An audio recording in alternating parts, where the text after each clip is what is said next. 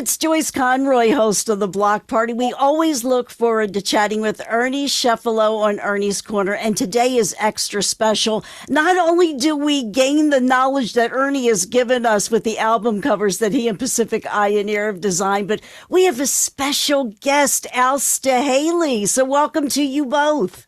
Thank you, Great. Joyce. A Thank you. Yeah, pleasure to be here. And We're glad to Al, have you. yeah, Al is a pretty special guy. Even though we only did one project together, and he, usually I enlighten people, but Al enlightened me on why this album, why I kept thinking the name of the album was, putting on the flesh, and and I pulled the album out, and it's Sta-Hay-Lee, and then I thought, okay, it must be a name of a song on the album. That's why I think that I keep putting on the flesh kept coming back. Well, there's a reason why that happened, and Al, why don't you explain? This way we get it right from the guy. yeah, that was funny when Ernie said that yesterday. He said, "Oh gosh, I must have been mistaken. I thought it was supposed to be putting on the flesh." He is right. It was supposed to be putting on the flesh, but here's the story. The story is when Ed Cassidy left Spirit, uh, for a minute, we had, well, more than a minute, we had a Cozy Powell, you may remember, great rock drummer from Jeff Beck group. And the way we got him is I'd heard he was in LA. I figured he was staying at the Continental Hyatt House, the Riot House, where everybody did stay. And I Yeah. called over there and asked him if he wanted to come jam with us. I was living uh, at the beach out in Trancas, and so I had the roadies set up all the equipment, and my brother and I were really excited because we were fans of the Jeff Beck group and Cozy, and so he comes out and uh, we jam for about an hour, and he gets off the drum kit and says, "Well, have I got the gig?" And I said, "Well, do you want the gig?" And he said, "Yes." He said, "Yeah." He said, "I got to go back to England. I promised Mickey Most that I'd do a Donovan album. So I'll do that and then I'll come back." So he did. He came back and he was living at my house, and we were rehearsing and having a blast, and uh, went out on the road and did some gigs as Spirit with the James Gang. I think it was the James Gang after Joe Walsh had left. At any rate, all those songs that you heard on Feedback, Joyce, that we were talking about, if you can imagine those songs like Cadillac Cowboys with Cozy Powell playing, Ooh, it elevated it to a really kick-ass level. I love Ed Cassidy, and but he was from the jazz background.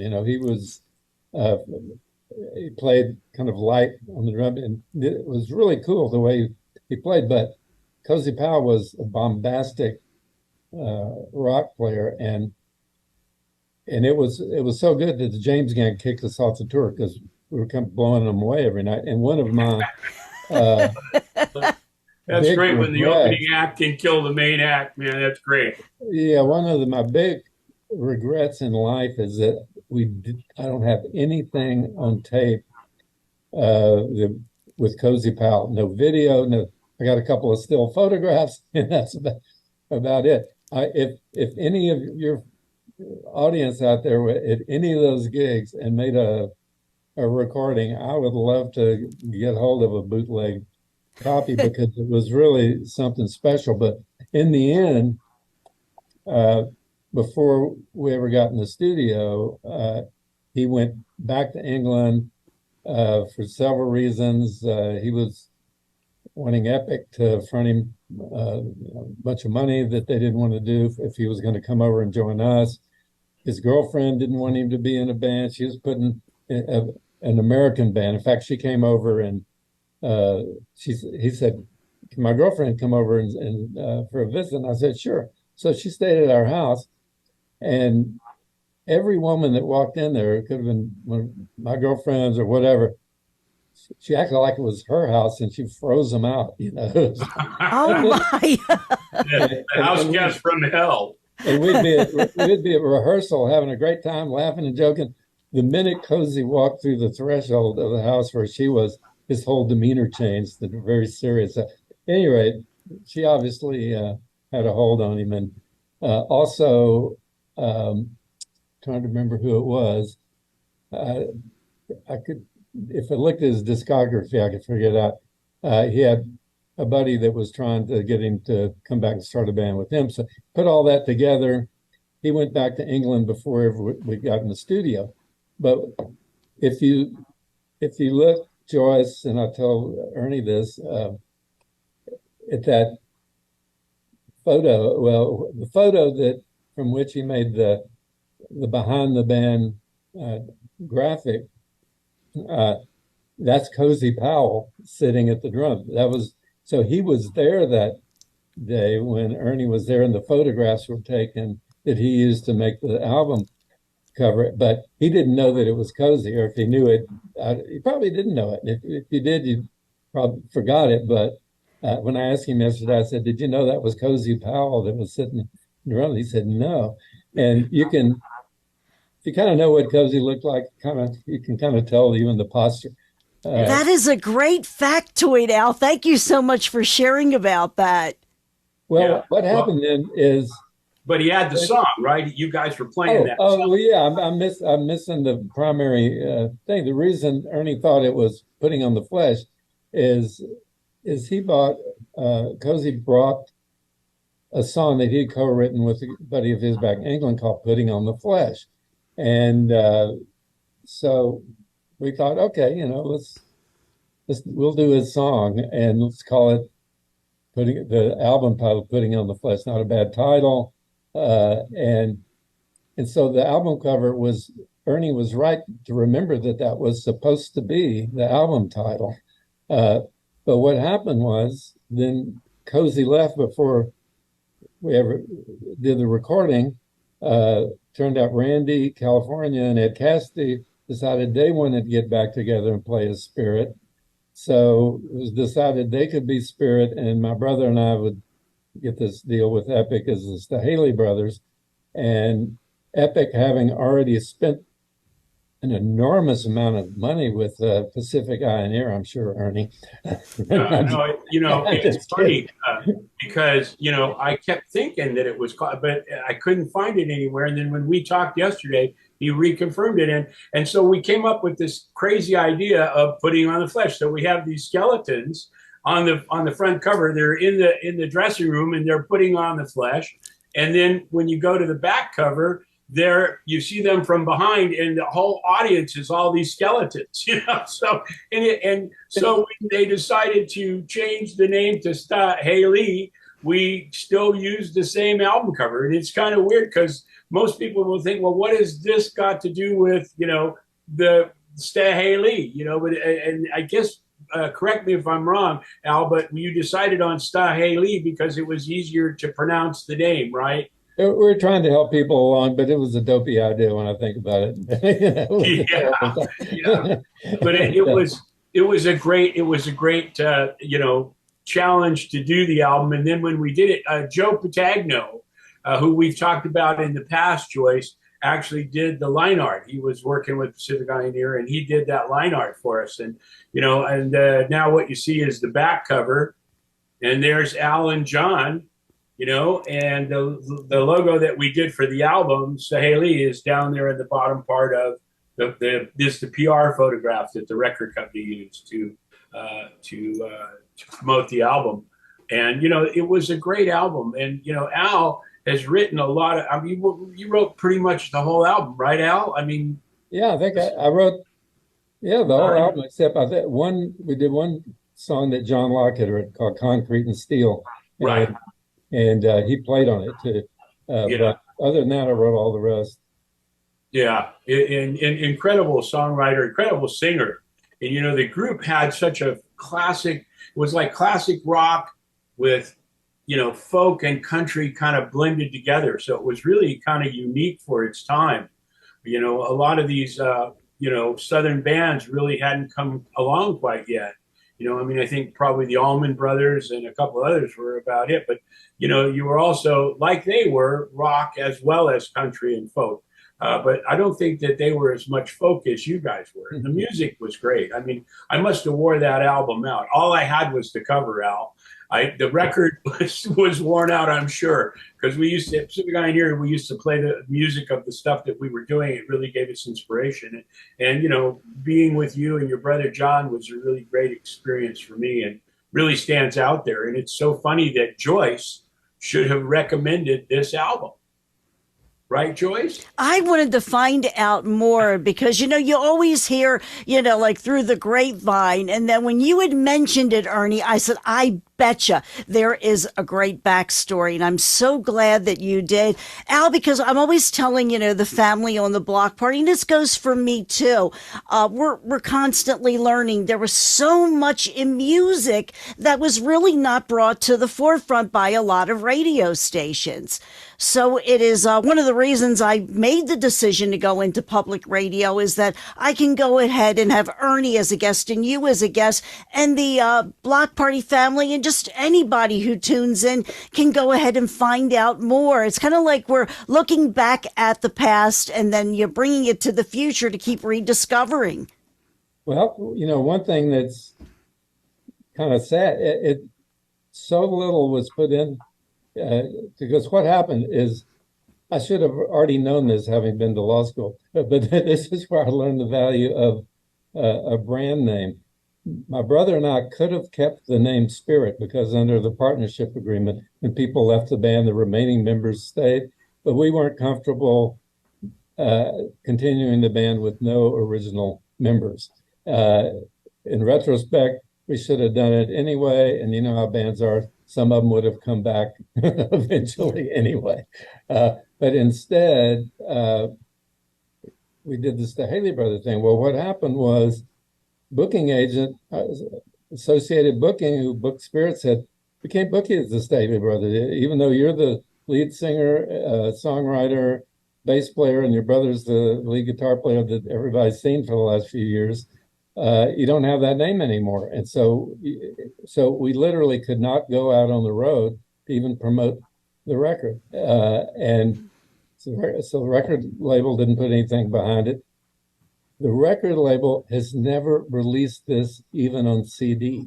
Oh, that's a shame. The only way you can even hear this record, if someone, your audience wants to hear it, if you go on YouTube, some fans have put up the cuts on YouTube, and that's it, so it's not on Spotify, so it's really interesting that we're doing this and that you guys are into this album because it is a rarity. Yeah.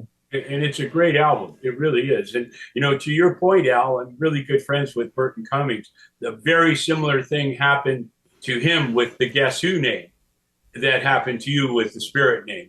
One of the members of the second generation of the band asked him if he could go out. They were going to go out on the road and could they use the name? And he let them use it. Well, the guy went out and trademarked it and, ended up taking the name. So now there's like this guy and a karaoke band that's out there playing as the Guess Who. And every time Burton hears it, he just cringes. I mean, I guess being a lawyer, you're able to take it a little bit easier than that, than really cringing each time. But it's got to hurt. To tell you the truth, I think I was also conscious of, being a lawyer, but also being the new members and stuff.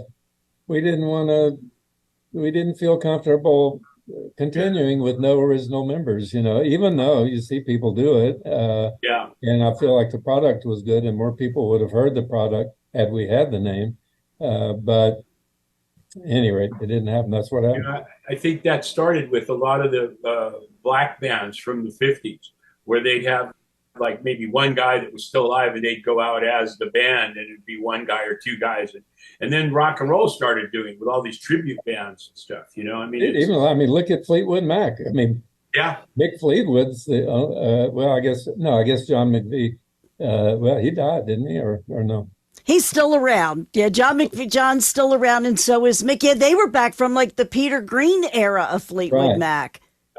And I guess Don Henley may be the last. Is he the last man standing in Eagles at this point? Yes, he is. So, any rate, at least some of us are still around. A few of us are still around. Well, you know, your music is going to really live on the same way the graphics that we've created, you know, tell a story. It also is all linked to the music. I think people rediscover the music first, and then they see the packaging that went with the music. So, you know, Staehely Brothers and you have made a great, you know, mark and have a great mark in music. I mean, and your songs were recorded by like Keith Moon and Bobby Gentry and a bunch of other artists that play your music. And, you know, that again, and what Joyce said, the beautiful thing about what you have done and what I have done and what Joyce is doing is it's constantly rediscovered and it'll live forever, you know. And I pride myself in not only knowing you and doing this album, this unique album, but we left a mark, you know, and that's what we all want to do is be able to say, you know, we were here. And for me, it's more than just a gravestone somewhere in a graveyard that, you know, 20 years from then nobody visits and weeds are growing. As long as it's marijuana, that'd be cool if it's growing on my grave, but it's usually like bad weeds, you know, so it's like, nah, you know. Well, I went to, after we talked this, I went to pacificioneer.com and just had a great time looking at some of those covers that I remembered and some that I didn't remember. And yeah, you guys were the go-to guys back then. And sounds like you're still the go-to guy in the world outside of music. But I want to tell Joyce that Tell her a little bit about your new album. Yeah, yeah, I've been hearing all about this, and Al has a website too. That's true. Staehely.com. The only trick is being able to spell Sta-Hay-Lee, which I think I noticed in your email. You added an extra E after the L at the end. So if you can, those who can figure out how to spell Staehely, it's easy to get to.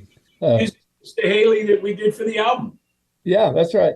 But it's called Somewhere in West Texas, and recorded it in Marfa during the pandemic. I was out and I live most of the time in Houston, even though I'm a third generation Austinite.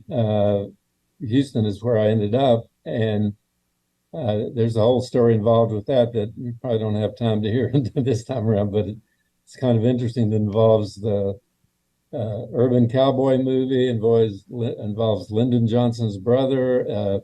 But what I was going to say, even though I live most of the time in Houston, Wilma and I have a place out in far west Texas, close to Big Bend National Park, in a little town called Marathon, which is 45 minutes from Marfa.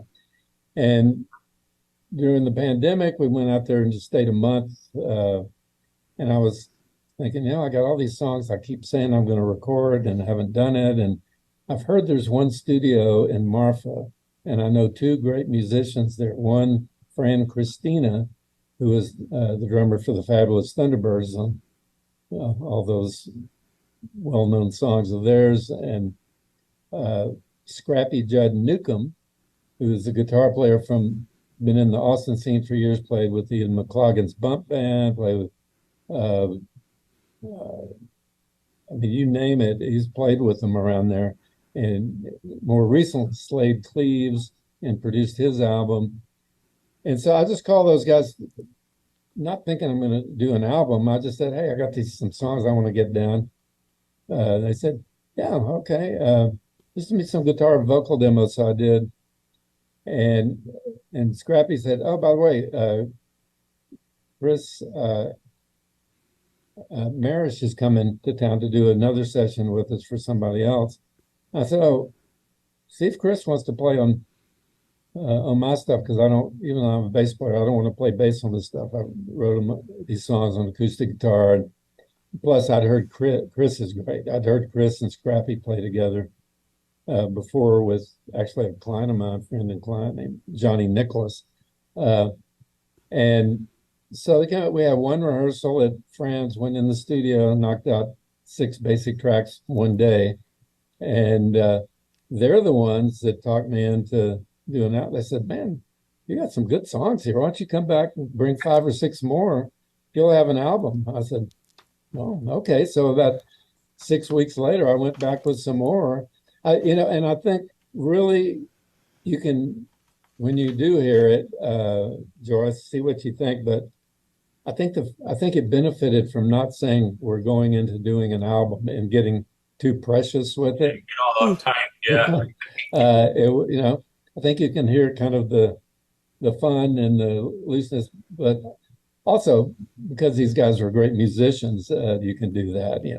And the songs had been kind of road tested. I've been playing them out live, and so arrangements were pretty set and everything. And I don't know, I think it's got a really nice feel to it, and it's getting some chart action. It's different than the Spirit and the Staehely Brother album. It's more emphasis on what you mentioned about kind of the country Southern thing, because it's on the Americana Music Association charts. It just went into the top 100 in '98, but then on the Roots Music Report charts, it's number 8, in the Texas album chart, it's number, I think, 18 in Americana Country. And anyway, it's the top 20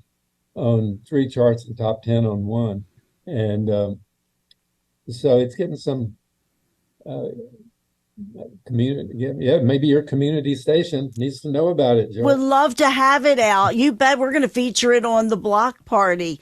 And where are you located, by the way? We are, actually the station, my flagship station, WHFC, is in Bel Air, Maryland. It is started out as a campus station, but it does go out, and we're also on the net too. It is Bel Air, Maryland, Hartford Community College. And I'm also on another outlet, Oldies XL, which serves the New York, Philadelphia, New Jersey area. And I understand you can actually hear it even if you're not in that section.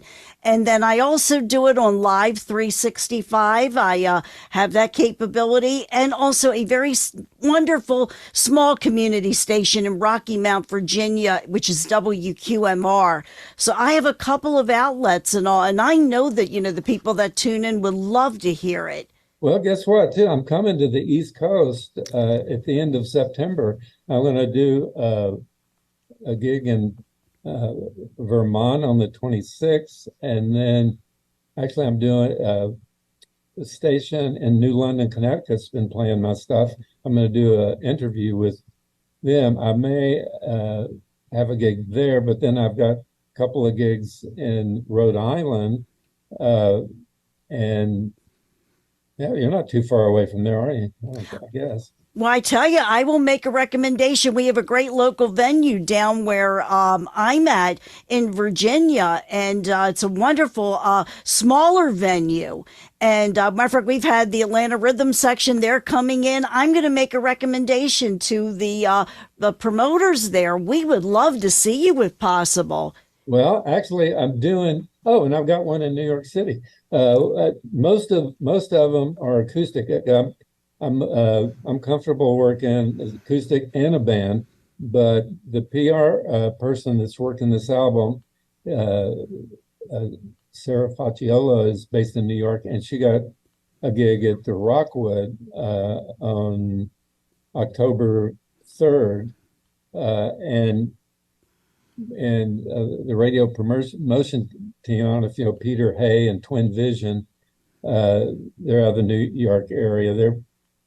So they, all those people, and also someone that works for the record label Quarto Valley Records is based in New York. So they think they can, get some people out and some press and stuff. So we're going to bring the band up for that gig.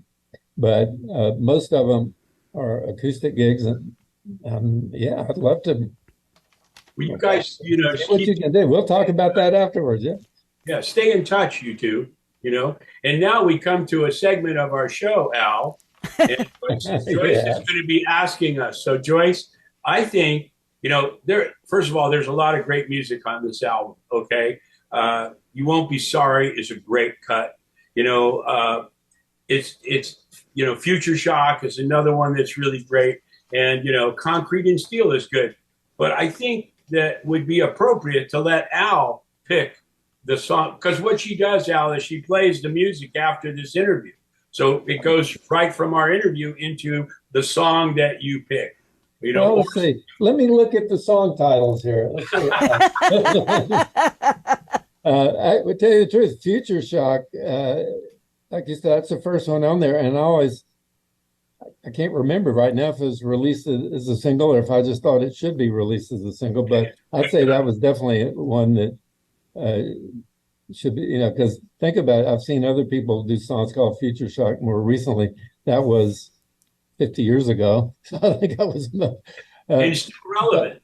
But yeah, and then it's probably more relevant now than it was then. But you remember the book Future Shock that kind of inspired the title back then.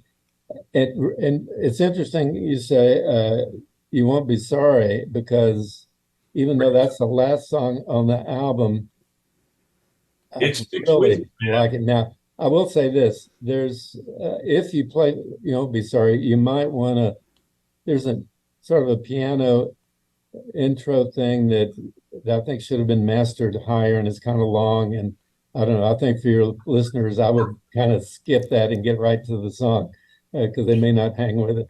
But the song itself, artist never really satisfied with anything, you know, always something that could have been a little bit better, you know. But let's see. Well, it depends on how crazy you want to get. I mean, there's some really eclectic stuff on there, like Captain Zombie meets Unfellini. In fact, that sounds interesting.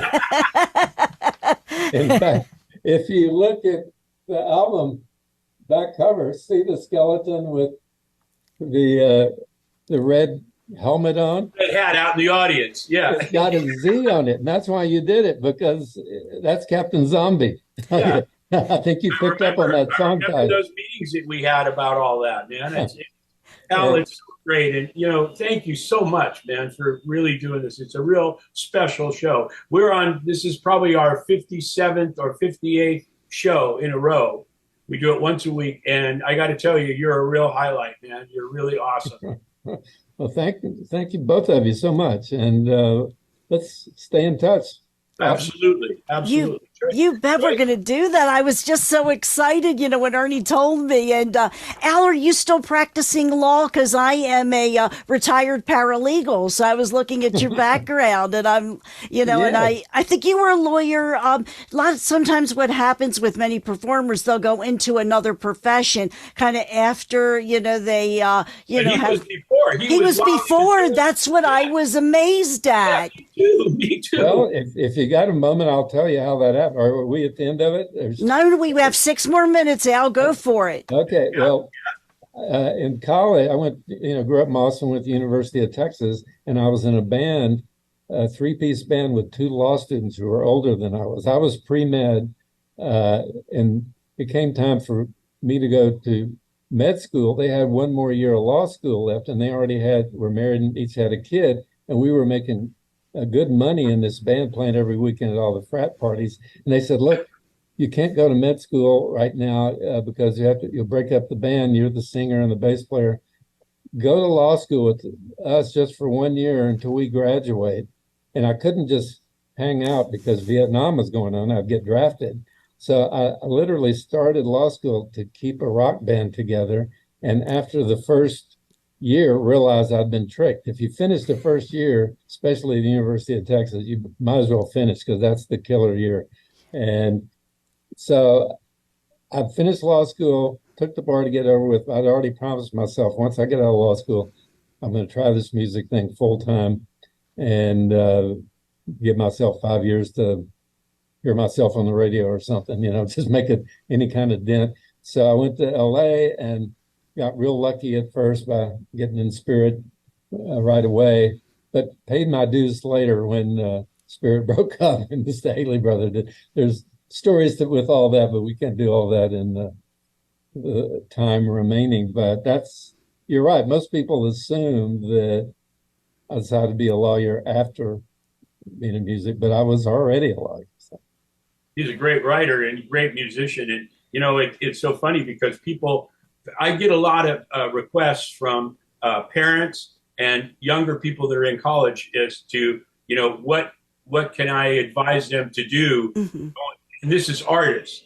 And I always tell them unequivocally, even if you go to a city college, if a college you're going to isn't got it, take some law courses, take some basic law courses, because that's really the essence of all of it. Whether you're a musician or a graphic artist, we tend to get ripped off a lot, and, the fact that Al is a lawyer, I didn't even know he was a lawyer when we were, but, ultimate respect, man. I mean, because you really, I'm sure that it saved your butt a few times, Yeah, probably. Sometimes I think, maybe I knew too much.